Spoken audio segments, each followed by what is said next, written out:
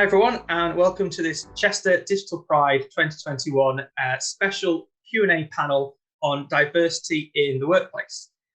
We know as an organisation that we couldn't actually do what we do without the great support of our sponsors and supporters. But we also try to work with them to make sure that they don't use us for rainbow washing, that they're actually trying to do some good for the people, the LGBT people in their workplace, and make a difference to the community. So we've gathered together some of our best kind of sponsors and supporters who are doing some of the greatest work in the area to develop their LGBT plus inclusion and make their workplaces truly great places to be. So I'm going to start by asking everybody to introduce themselves, and then we're going to get into a little bit of discussion to find out what these places are actually doing to support their LGBT workers and what Pride means to them. So I'm Mark Taylor. I work at Bank of America as an information security officer. In addition to my normal day job, I'm also the LGBT lead for Chester. Hello, I'm Jack Gannon. I'm head of planning for the Airbus Broughton site near Chester. I'm also a member of the Airbus UK Diversity and Inclusion Steering Group. So hi, I'm JOANNE. I work for Bristol Squibb Business Services Centre on the Business Park. I am the lead for the Pride Alliance chapter in our offices. Hello, my name is Mark SHONE. I'm Head of Communications for Cheshire Fire and Rescue Service, and I'm also Senior LGBT Champion for the organisation. Well, hello, my name is Angela DOEL. I am the Equality and Diversity Manager for Cheshire West and Chester Council. So I'm Charlotte Harrison and I work at M&S Bank. During the day, I'm a cost business partner, and I'm also, alongside that, our LGBTQIA strand lead for the bank. So obviously, we're all here because we're very passionate about diversity inclusion in the workplace. But I want to start with Mark SHONE, please, from Cheshire Fire and Rescue.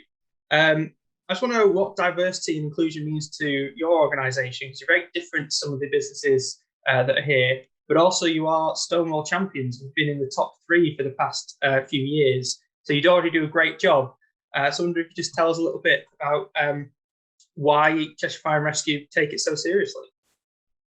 I guess from our point of view, our challenges are twofold. So traditionally, there's been a view of the fire and rescue service predominantly white, straight, male, possibly middle-aged, dominated organisation. And we've taken the view over the last decade or so that to diversify our operational workforce, so our firefighters in particular, we've needed to do quite a lot of work to engage with seldom heard communities. So we've done a lot of work around bringing LGBT people into the full range of roles that we've got in the organisation. And that in itself, as well as making the workforce look more diverse and feel more diverse, it enables us to take a more rounded view of risks in the community. So as well as just putting out fires and turning up at road traffic collisions, we do a lot of work with children and young people around safety and well-being. We do work with older people to keep them safe at home, so safety visits and so on. And LGBT people, particularly older LGBT people, are probably at greater risk of some of the lifestyle factors that put you at risk of fire. So it's in our interest to be able to engage with those groups. So it's very much an internal piece and external community-facing as well. Real. It's interesting what you said about kind of diversifying the workforce, because it has been that very straight male-dominated environment. And actually, that's made me think of Airbus as well, Jack. Obviously, manufacturing primarily is seen as a very straight male environment. So I was wondering what diversity inclusion means to Airbus, especially with Broughton being a huge manufacturing plant. Yeah, it's definitely a challenge based on the demographic that we have in the manufacturing sector, and it's something we share with other major manufacturing employers, and we actually exchange on about what's the best way to go about it. But we've taken the stance, and we've set up a network of employee resource groups with the objective to support, engage, and empower. And they're really what we're trying to do. So we're trying to start promoting dialogue amongst the teams. So led by example from the senior management, because they obviously are the ones who are able to harness mass communications and maybe prompt that discussion. But get to the point ultimately where we can reach as many people as possible and start a discussion. Then from there, begin to educate people through those discussions, as well as having a network that cares for people, whether it's through the LGBT plus Pride employee resource group or one of the other employee resource groups that we've got on gender diversity or disability or a number of others, with the ultimate end game being that people can be comfortable bringing their whole selves to work. Because I don't need to quote the studies, and I won't quote the studies, but it's obviously in everyone's interest that people aren't hiding a big part of who they are in work and devoting mental space to that. And I think that's been particularly key during COVID, because obviously that's presented a lot of challenges with people being at home, and that's presented challenges in a different way to keeping people's mental health up there. But I know certainly for quite a few of you here, you have very well established networks. You've been working with Chester Pride for quite a few years, and you've really shown, embodied the spirit of pride in your workplaces and helped LGBT employees. So I wanted to ask a couple of you just how you kind of tried to keep that going under COVID and what you think the challenges have been. I wondered if Charlotte, MS Bank, one of our longest support, well, our oldest sponsor now, you're brilliant at bringing pride to your workforce. I wonder how that's gone for you during COVID. Yeah, I think it's definitely been a challenge, given that everyone's on Zoom, probably zoomed out as well during the global pandemic. So I think what we tried to focus on this year is more easily accessible information, and using those opportunities to share information, such as short videos that highlight LGBT plus issues, or language busters in terms of terminology, and then actually bringing people together in an informal meeting just to have a chat about it. So we've had quite a few kind of watch and talks, which go alongside. We do like a watch, read, listen recommendation every month, and it might be about a book that we've read or a podcast that we've listened to. So we try and just share information that doesn't attach people to the desk, so they can go and learn about something and feel involved. And then we have the discussion just to bring that inclusivity back in. And it's a safe space for people to ask questions about, something that they heard on video, book, etc. Definitely getting creative with content and not death by Zoom or PowerPoint. It's been a kind of our key challenge this year. It's those very familiar kind of, you're on mute, or as we had camera issues just starting up today, it's I think we're all a little bit, it's hard, I suppose, to keep the motivation going when it is all, we can't have that face-to-face that has been so important to the LGBT community. I know we as an organisation have missed Pride, and our service users have missed Pride, but our duty is to keep everybody safe and your workplace is safe, etc. So I know how hard it has been.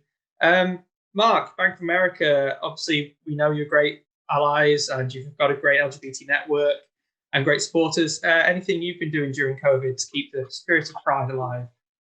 Yeah, just to continue the same theme. I think that when the initial lockdowns happened, I think it hit everyone for six. But we came together as a network, like I'm sure a lot of others did, and said, well, we want to continue this, because it would have been very easy just to let it drop. So we started off with the normal things, like you say, Zoom or WebEx meetings, where we were trying to engage with people to try and get the message still out there, obviously in a different kind of format to when we'd be in the office, where we'd be able to give stuff out and sort of that. Obviously that was taken away. We then over time changed the format of it. We started having virtual coffee mornings, so it was a little bit more of a social interaction and just having the topic kind of be on D&I, LGBT, and so on like that, rather than it being more of a formal setting where people were just listening in.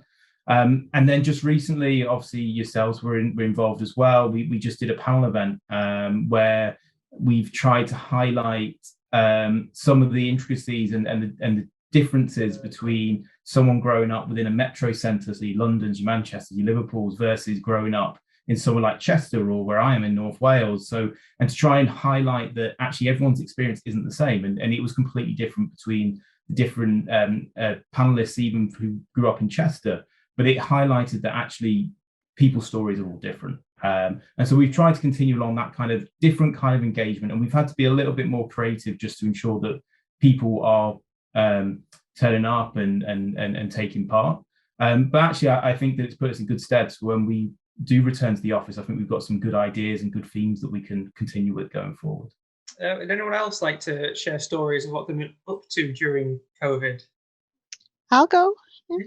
Go, yeah. So so again, we're you know, everyone's fed up of the meetings where you've got information being thrown at your head. So we've been trying to do more social things, and we did like a quiz night and a painting night and a bingo night. And as a global Pride Alliance project, we've had a lot of keynote speakers in. So some celebrities, like we had Billie Jean King come on and do a talk to us for a couple of hours, and Dominique from Pose came on and did a chat with us.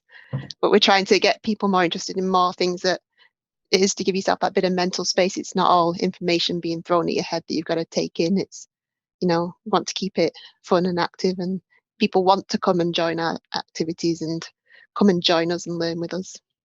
One thing I wanted to talk about, actually, I think, Angela, it'd be good to pick up on this one, is obviously we tend to face, especially these days, a lot of backlash. Businesses can face backlash for changing their logo to rainbow and not really be seen to be doing anything else. We as Pride can face backlash for getting involved with businesses, and it seems to be kind of diluting the message of Pride. But obviously, Angela, from the council perspective, you've got obviously a huge number of people that you work with. And I just wonder, you know, the council's been a huge ally of ours, a huge supporter, and you've done great work for your own employees as well, and obviously for the wider community, the wider public. I'm just wondering how you've kept going in the face of kind of the backlash that you receive for doing these things. As a council, because we are so supportive, and because we've got support from basically from the management tier down, including elected members, we've always felt that, no, we know that this is right, and we'll just carry on with it. And if we need to respond to any backlash or any complaint, we will do it, and we'll do it properly. I've got quite a good example. We've just launched, well, not recently, but we launched our a trans policy, which is basically a policy. Chester Pride has been involved in that consultation as well. We've launched that trans policy for schools. And this it's been really helpful to a number of schools that needed that guidance and support. And we received complaints, and we've had to deal with it. We've involved our colleagues, we've involved our LGBT network.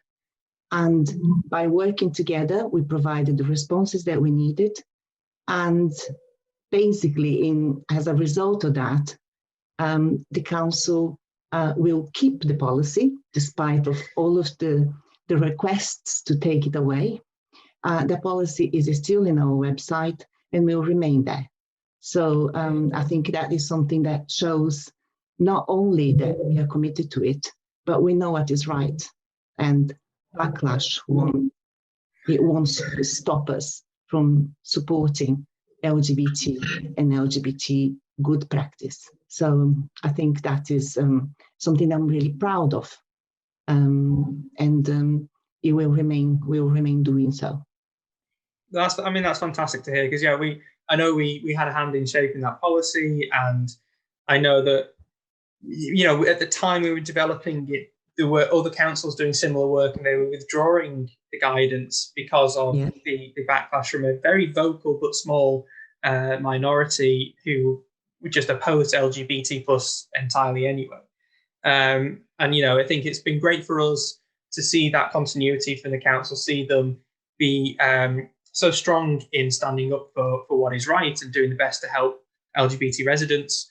But it also, I think it strengthens the borough as a whole, but that's just me being rosy-eyed and optimistic, I suppose. I'd just like to throw this one out to everybody, I suppose. If you want to answer, please feel free. And just ask, like, have you faced any internal or external backlash to your involvement with Pride and your LGBT networks, and how have you felt about that? How have you dealt with that? I can take that one, or at least part of it. So I think at the bank, it's always important not to shy away from difficult conversations. I think we live in a society now that is so polarized, and people generally keep themselves within their own silos, regardless of what their viewpoints are. And so one of the benefits of working for a large organization or any organization is that actually it puts you together with people that you potentially wouldn't normally mix with. And so that's where I see a real benefit in, and this is the same with us mixing with internally within the organization and with our clients, is that you're able to engage with people, you're able to educate. Generally, when I've personally experienced negativity around LGBT or D&I or pick any other subject, it's an education issue. It's because people have maybe grown up in a community or within a certain social bubble that isn't accepting of them viewpoints. That's then imprinted on them. When you actually engage with that person, you actually bring them into a different bubble or into a different group, and you can actually sit down with them and explain that actually we're not different, everyone's the same, that you suddenly then break down them barriers. Yeah, just building on the back of that, I think the shared experience one's incredibly powerful. There's been a couple of examples this year. The question initially was about backlash, and there were a couple of examples this year where members of the organisation have put themselves above the parapet and shared stories on, like, we've got an internal hub which is available to everyone, and we've shared news stories. A couple of people shared their personal coming out stories, and someone else shared a family member's coming out story and how he supported it as an ally. And for both of those, whenever something like that goes out for mass consumption and there's a comment section underneath, there's a part of me anyway that always winces a little bit to think, who's this going to bring out the woodwork in terms of people who are there to say negative things and push back.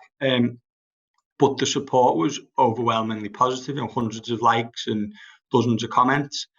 And I think the success of that was because it was someone who was working on the wing next to you on the production line or in the office with us, sharing a personal experience, and it makes it more real. I think that's what the bit. If it was just the company saying, we think this as an organisation, employees can react to that. But if it's my colleague who I share a lot of experiences with and understand them as a person, is saying that, it's people are more sympathetic and empathetic to that, and I thought that was really powerful.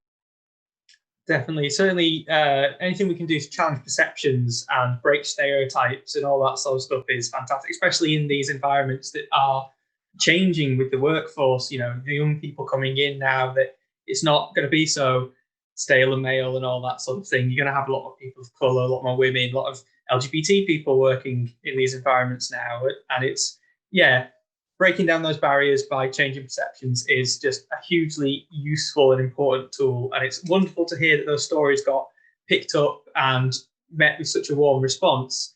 Because, even now, Chester Pride's been going on for 10 years now, and we put out posts on social media all the time, and there will always be those people that comment and say, when straight pride, what about this, what about that? So, but internally for you to put that out, and yes, you're going to want to protect those people that put themselves forward. You're going to keep an eye on what's going to come up, and you can never guarantee it. So for it to go really, really well is absolutely amazing to hear, for sure. I think just following, we do something quite similar. So it's nice to hear that kind of we're all sharing, as a business, we're all sharing personal stories. So I know I'd put out one for Pride Month and talked about, why allyship is so important. Shared a story where I'd had a not positive experience, like in the local community, and being called out as LGBT in not a nice way. And it was, again, it's that kind of camaraderie around people who didn't really know me in work. We're saying, sorry that happened. How can I help? What can we do to be better allies? And I think part of that is to do with top-down tone. So we've sponsored, been one of the Chester Pride sponsors for many years, and our CEO, whoever that's been at the time, has always been incredibly supportive. And I think that trickles down to everyone else, that even if people have not positive views in the workplace, I think they get a sense that isn't the forum. We are a supportive place in work, and if they don't like it, they've got their own personal world to take that out on. Actually, in work, incredibly supportive and protective, especially people similar to Jack that, they're putting the head above the parapet. They're sharing a very personal story, very vulnerable story sometimes. We obviously we want to make sure we protect those people for doing so, because we might educate 10 people for the one person we annoy, and I'll take that 10 over the one on education. So I think it's really important to protect those people that are bold enough to step forward and share their experiences, because it's so important for the education piece. But without people feeling that they can join the network and put their heads above the parapet, the momentum of the network kind of falters, doesn't it? So Angela raised a really good point before. We're a similar organisation to the council in that we've got senior management, but we've also got elected members.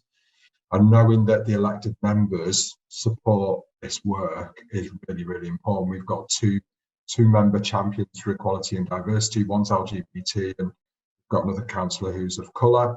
And we know that if we get any heat in terms of social media for flying the rainbow flag outside fire stations or taking our rainbow fire engine to Pride, we know that we can be sufficiently robust in our response on social media and not feel like we have to justify it. No, we don't apologise for it, but you can only do that if you've got the support at the top of the organisation. I think you've all hit on some two really key things that we love to see businesses do. And one is senior support. You've got to have role models within your organisation who are saying, this is how we are, this is our culture, this is what we believe. And senior staff, CEOs doing that is a huge thing, because obviously they set the standard for the rest of the company. But then there is that almost grassroots stuff of individual employees all the way up and down the ladder, really standing up and saying, this is who I am and I can be myself at work. Because for every person that does that, you don't know if there's going to be then 3 or 4 other people who are in the closet who suddenly feel empowered and safe and protected. It's something like 30% of LGBT plus people don't feel comfortable being out at work.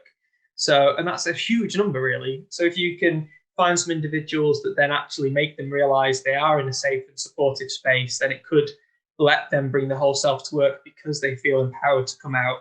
So it's wonderful to hear that you're all kind of doing that, because that's some of the most powerful things that you can do, because it makes it seem so much more human. So I suppose then that kind of brings us nicely onto kind of how we view Pride as both individuals and in an organisation. So, Joanne, I've not heard from you for a little bit. So what does Pride mean to you?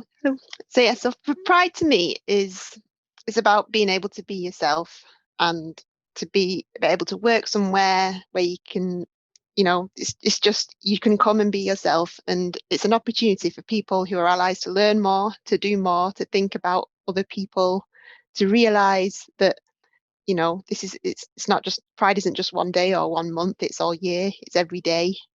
It's getting into a community and fighting for equality and inclusion and all those little things we might take for granted, like going into the toilets and, feeling safe.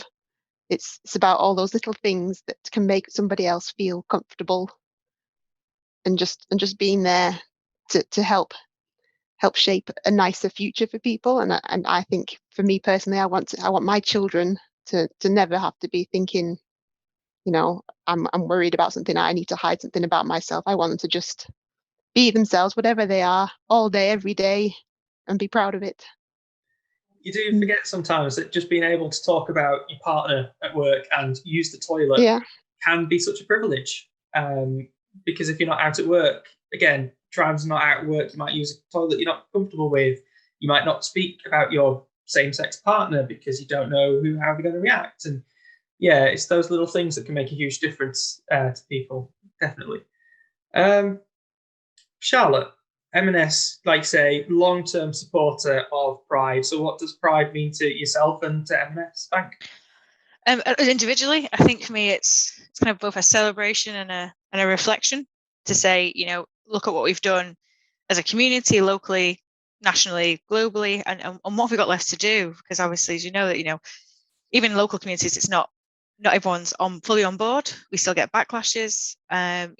Recent attacks in Liverpool and hate crimes. So it's not done locally. So there's definitely, I think Pride's a good opportunity to reflect and then we spend the other 11 months, actually doing something about it. And that's what Pride is for me, and how you get that full year picture. For M&S, and I know our stance is always, we want to be inclusive and diverse for both our colleagues, our customers, and our local communities. It's really important that we promote that diversity. Pride for us is a good chance to have that visibility. But the things that we learn as the year goes on, we apply to our customers. So there's things like we brought in non-gendered markers and non-gendered titles, and actually, for a small percentage of customers, that's really helped them identify themselves properly with a bank. And yeah, I think speaking for half M&S Bank fully, but I think for us, and why we sponsor and why Pride's important is it's an opportunity for us to learn, to show our support for community, customers, and colleagues, and all the good stuff that comes with people being able to be themselves and feel safe. Fantastic to hear. And again, you take what you just apply to the workplace, like just even having the right gender marker on a bank account, a simple everyday thing, suddenly means a huge lot. I mean, it's so frustrating to me that I work for an LGBT charity. We employ LGBT people, and if I employ a non-binary person, I can't report that to HMRC. They have to go down male or female based on what's on their birth certificate. And it's those little everyday frustrations that really can upset and give mental health issues to LGBT plus people. So for M&S Bank to be making those steps is hugely important. So from one bank to the next, Mark Taylor, what does Pride mean to you personally and to Bank of America? So personally, I think I come on a bit of a journey, because I'd imagine, like a lot of people that haven't been involved in LGBT in the past, I always saw Pride as one day. So it was the Pride March, whether that be in London or Manchester or Chester, and that was really it. And over time, since obviously I've been engaging with you guys and obviously within the bank, you realize there's a lot of work that goes on behind that as well. And actually, while that is a great celebration, I appreciate it and start as a celebration, but it is a celebration now. Actually continuing the message throughout the year is really just as important, because I think that you actually impart the message more so outside of that Pride Week. The Pride Week, very much people see it as the celebrity singers or the concerts or just going for a drink or meeting up with friends, etc. like that, which is great. But I think that it's all the other stuff that happens every other month of the year, which I think is actually the real work of Pride, which I'm sure, again, it doesn't organize itself in a day. So I'm sure you fully understand what I'm saying there. And then professionally, I think it's a great opportunity for any organization to bring people together. It connects people. I personally now speak to a lot of people across the organization. Bank of America have got offices in multiple countries around the world, and it allows me to connect with people, not always on a professional basis, but on a personal basis as well, due to them connections. And I think the opportunities provided by an organization such as ourselves by having these networks is fantastic from that perspective. And again, that's what Pride is about. Connections, definitely. Thank you for recognizing that Pride doesn't just happen on one day in the year, because my God, it's a lot of work. As you all know, we've said this to you all several times over the years. But yeah, certainly when you start bringing people together to celebrate, like you say, it does help build those connections, bridge the gap between the community and, well, people outside the LGBT community, and then, bring people together. It's a fantastic. Well, we talk about found family. If you get rejected by your own family, Pride is a great way to find a new one, find a community that supports you. Because I am a sucker for patterns, we'll go from one mark to the next mark. Mark Schoen, what does Pride mean to you and the fire service? In terms of workplace, it's definitely about giving the best you can give as an individual. I started in the service 11, 12 years ago.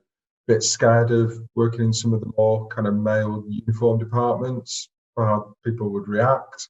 But being able to kind of, with the support of the organisation, kind of take a pride in myself, be open about my life outside work, and now get to a point in the organisation where I actually have some influence, which is great, and being able to celebrate some of that.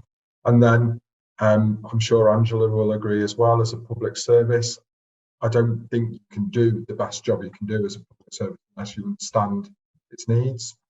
So taking a pride in the fact that we, in some ways aren't the most diverse county in the country in Cheshire, and that poses challenges for us in terms of recruitment of people of colour and different ethnic backgrounds and so on. But we do have diversity in other ways, and being able at the Pride events to be able to celebrate that, but making that kind of live and breathe in our kind of strategies and the way that we deal with people day to day. Fantastic. Well, moving on to Angela, what does pride mean to yourself?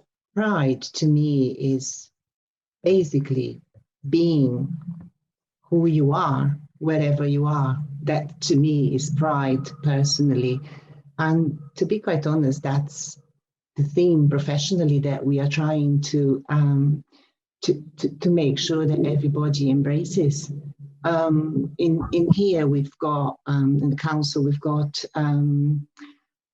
a slogan, which is everybody is a D&I champion, which means that everyone must embrace that. Everybody must know that, whatever difference you have, we are all different. We all somehow have something different to our colleague, to our neighbour. But our differences shouldn't separate us. They should bring us together. And it is about really understanding that we should be celebrating diversity wherever you are. So that to me is pride. Fantastic. And I love the event, and I love every day, because I think that it gives us a wonderful opportunity to make sure that everybody can be what they want to be. And ultimately, that's what it's about, letting people be themselves. So, I mean, last but no means least, Jack, what does pride mean to you? Bear in mind, everyone's kind of covered all the bases, so don't worry about repeating anything. No, there's been some really thought-provoking points there. I think for me, pride, first and foremost, I do think of it as a celebration. I do think of that time in the year when we all turn our attentions to all being well in 2022, a big street party and all that comes with it again. It's been a couple of years, but around that comes all of the thoughtful reflection on what it means and the journey people have been on so far, and the journey we've all got to go on together. So I think it's the celebration and the event is a trigger for wider thought, and for us as a company as well as Airbus, it's a time of the year where we can talking about it with our employees, amongst ourselves, celebrating the event, supporting where we can in the local community, but thinking about what we've got to do next, and it is a good way of just keeping momentum year on year and keeping building, keeping our thoughts on the right things and continuing to build. So one of the most exciting things that we have in the year is keeping an eye on the billboard that's outside kind of the main entrance to the Airbus site, waiting to see the Pride kind of stuff come up on there in the run up to Chester Pride. That's always quite nice to see, because it's huge. Yeah, so, but it is nice to see, isn't it? It's nice. Yeah. It's nice to be able to do that front of house and use the social responsibility we've got as a big employer within Broughton, within Chester, to say things loud and proud that we believe in. So great. Absolutely. Big billboard doesn't hinder that at all.